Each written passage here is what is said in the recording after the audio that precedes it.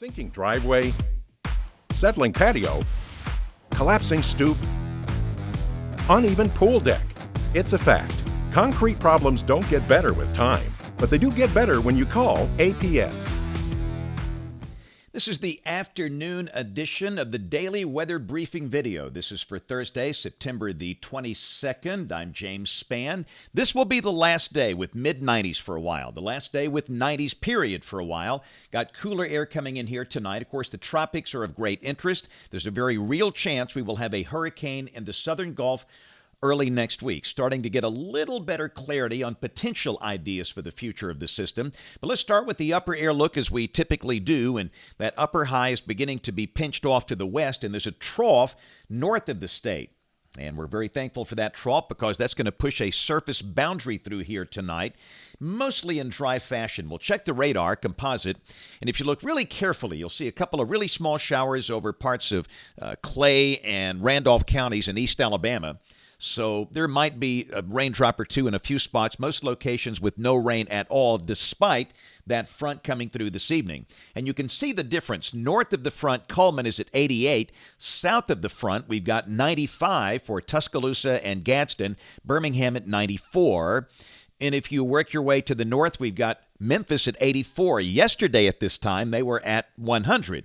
So it's going to be about a 15-degree drop. We're expecting highs tomorrow around here in the low 80s. And we'll sure take that. Here's the watch warning map across the country. Pretty quiet. Hey, look in upper Michigan. You know what that is up there? Those counties in dark blue? That's a freeze warning. That's a sign of the times. We got flash flood watches for parts of the southwest United States. A marginal risk of severe storms along the front, well to the northeast of here from the coast of Carolina and the Outer Banks up toward Cape Cod and Boston. Also a small marginal risk over parts of Wyoming and Montana. Tomorrow, no severe storms expected across the country. And then on day 3, which is Saturday, there is a marginal risk west of the state. And we will have a chance of showers here Sunday, but probably not that much rain. Here's a look at the rain for the next 7 days. And again, with the front that comes in here Sunday afternoon, that will bring some showers. Rain amounts will likely be under 1/2 inch, and for most locations, under 1/4 of an inch. For the northern half of the state, Sunday afternoon and Sunday night. And at this point, much of next week, looking rain-free. So we'll focus on the tropics, 2 named storms and 3 waves. Hurricane Fiona, Tropical Storm Gaston, got the wave in the Caribbean and one in the Central Atlantic and one that's sitting on the coast of Africa. Fiona will be passing pretty close to Bermuda late tonight, early tomorrow morning during the pre-dawn hours, and that will likely bring hurricane-force wind gusts and a lot of rain to the island, and they've got a hurricane warning in effect there. You can see Bermuda highlighted in red. And then as a post-tropical system, it comes up toward the Canadian Maritimes, where they've got a hurricane warning. Gaston is out in the middle of nowhere, near the Azores. I say that. It's not fair to our friends in the Azores, but this is far from the United States, far from Europe, and it's going to do the hokey pokey and turn around and stay far, far from any landmass other than the Azores, so we're not too worried about that. The wave coming off the coast of Africa, that will be hanging a right, turning north. Now, no problem. We've got that little wave in the middle of the Atlantic, probably not developing, and of course, the focus is on Invest 98L, and this already has caused a lot of weeping and gnashing of teeth, and of course it's gotten all the buzz and the hype, and we'll see if we can cut through the noise. There's the satellite view, and seems a little better organized this afternoon, but still there's some strong winds aloft in the area, preventing it from getting its act together, but soon it should be in a more favorable environment, and this will likely become Tropical Storm Hermine tomorrow, the 8th storm this year. So where's it going?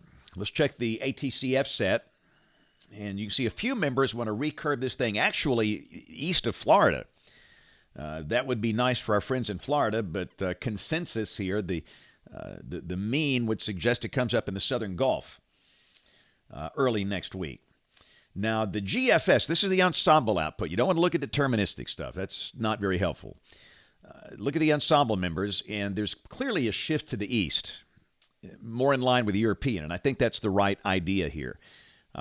Still, you've got some outliers that take it across the Yucatan into the southwest Gulf, but a lot of the members suggest turn north and then northeast toward the Florida Peninsula, not the Panhandle.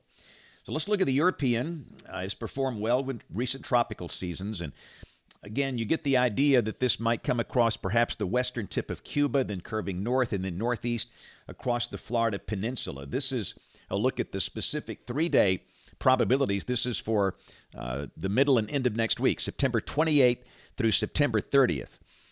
And again, this is probabilistic outlook off the European ensemble, not deterministic output.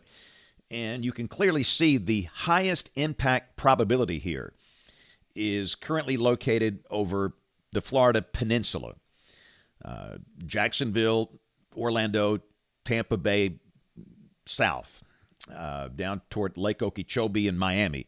And again, we stress there is absolutely no way of knowing the exact point of landfall or the intensity of landfall at this point. But again, it just certainly bears watching, especially if you're over the peninsula. But still, even if you're in South Alabama, the Alabama Gulf Coast, the Florida Panhandle, don't get your eyes off this. We don't know yet. Nobody knows. But again, we're starting to get an idea based on the upper air pattern and a decent model consensus here that the higher impact probabilities toward the middle and end of next week with what should be her mean will be across the peninsula of Florida. And in terms of intensity, this is the intensity guidance. And again, you can see that a good chance this will be a hurricane. Whether it's a major hurricane or not, we don't know that yet. It might be. So if you live on the coast, again, the idea here, don't be fearful. This is September. This is when hurricanes happen. This is nothing unusual. But just be aware that, especially if you're in the state of Florida, just be prepared. Not fearful, but be prepared. You should be prepared every day, June through November, for a hurricane. But especially in the peninsula. Again, Jacksonville, Orlando, Tampa, south, especially. But still, if you're in Appalachia, Panama City, still watch this. Got a beach trip coming up. Don't cancel that. From Gulf Shores to Panama City, just keep an eye on things. So let's go through the GFS model fans. This is the 12Z run, valid tomorrow at 4. Trough is off the Atlantic coast, and a different kind of day tomorrow. The high will be at or just over 80. That's about a 15-degree drop from the heat of recent days.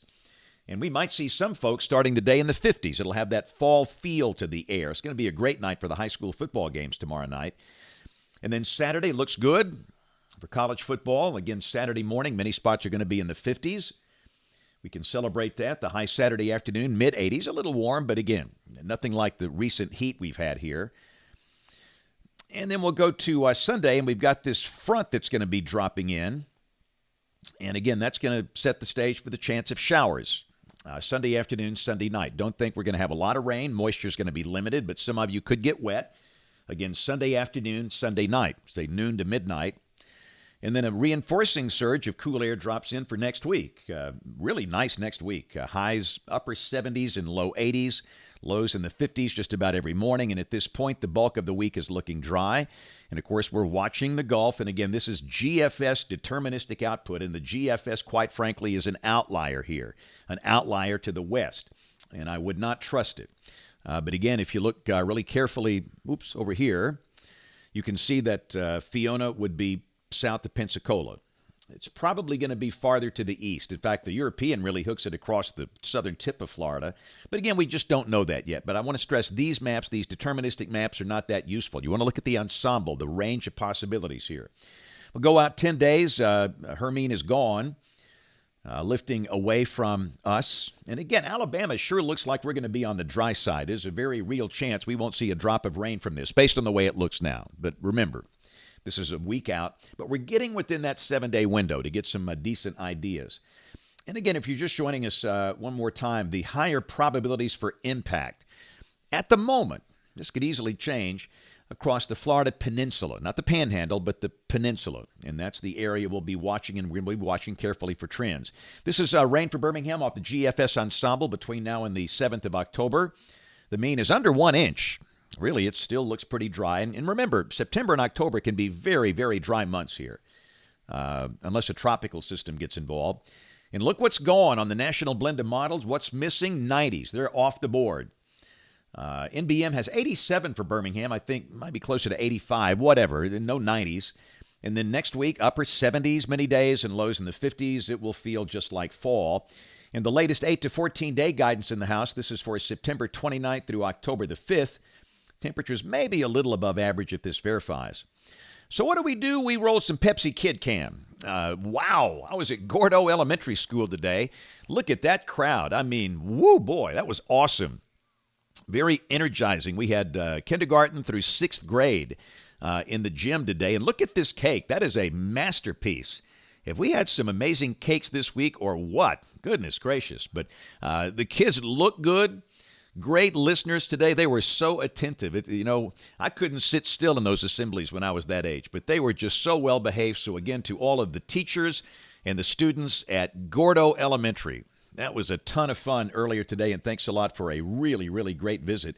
And one more shot before we go here. This is the full disc satellite view this morning, and I just love to see these images on the day of the equinox. This is the first official day of fall, approximately 12 hours of daylight, 12 hours of darkness. And the terminator, the line you see there separating darkness from light, it runs from the North Pole to the South Pole. And you only get that on 2 days a year, the equinox days. And of course, you can see Fiona, very well defined there, but the resolution we're getting in the satellite imagery, it's absolutely amazing because I lived through some times when it was not this good. But that is slightly awesome. All right, we got to go here. So tomorrow I will be in Trussville. Got a big homeschool group there. Tomorrow evening, Thompson High School in Alabaster for Friday night rivals. Thompson hosting Clay Chalkville. That'll be a big ball game. Be live on 3340 for that, and Friday night Blitz game day. And then Saturday, don't forget the book signing on the Walk of Champions in Tuscaloosa. That's the north part of Bryant-Denny Stadium from 1 to 4:30. You don't need a ticket to come by. A lot of tailgaters are out there, a lot of crowd. The game is at 6:30. Alabama takes on Vandy, but we'll be there from 1 until 4:30. We'll have All You Can Do Is Pray, the book up at April 27th. Weathering Life, the autobiography, our weather book for kids, Benny and Chipper, plus all the shirts and hats and everything. We have a lot of fun at those things, so be sure and come by and see us if you can. We'll have notes on the blog, alabamawx.com, and please join us this evening on ABC 3340 News at 4, 5, 6, and 10 o'clock. Thanks for watching. Have a great evening, and God bless. Cracks in brick, cracks in block? Call Alabama Professional Services. Leaning or bowing basement walls? Call APS.